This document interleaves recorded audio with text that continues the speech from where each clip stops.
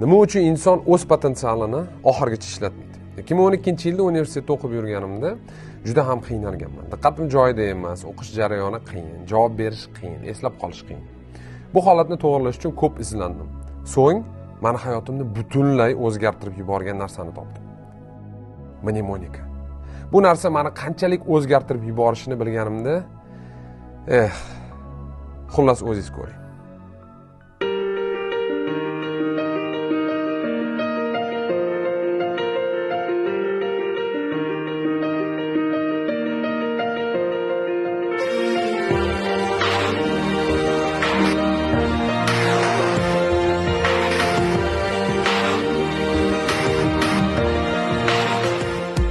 Xotiramni rivojlantirishni boshlaganimdan so'ng o'qishimdagi barcha fanlar men uchun juda ham osondek tuyulishi boshlagan. Lekin men shunchaki kuchli xotira egasi emas, balki super kuchli xotirani rivojlantirishni xohlaganman. So'ng juda kuchli shiddat bilan shug'ullanishni boshladim. Albatta mashg'ulotlar men uchun oson bo'lmagan. Uning ustiga atrofimdagi odamlar buning imkoni yo'q, xotirani rivojlantirish orqali hech narsaga erishib bo'lmaydi deb o'ylashgan. Ammo ular qanchalik adashayotganlarini tasavvur ham qila olishmaydi.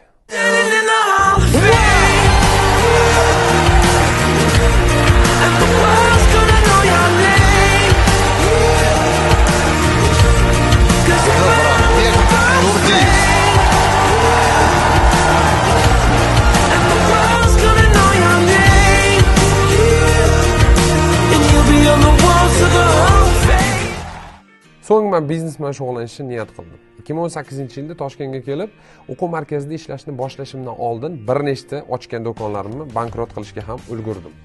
O'zimning o'quv markazimni ochishga harakat qilmoqchi bo'lganimda ham buning imkoni yo'q deya men ustimdan kulishgan. 2020-yil fevral oyida birinchi o'quv markazimni ochdim, ammo bir oydan so'ng karantin boshlandi. Yana bir hayotning zarbasi uchib keldi.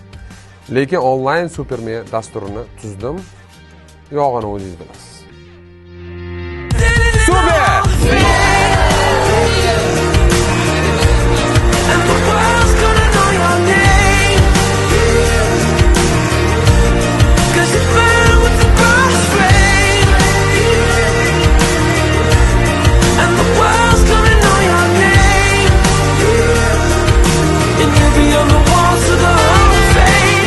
Xullas nimani boshlasangiz ham sizga hech kim ishonmasligi aniq.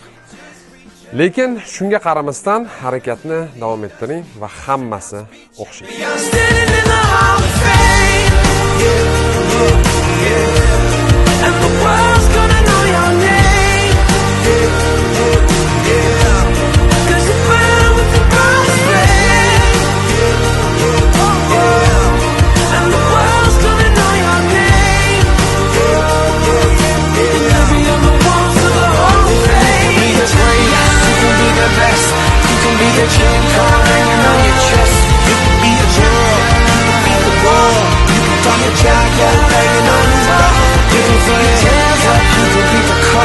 You can move around.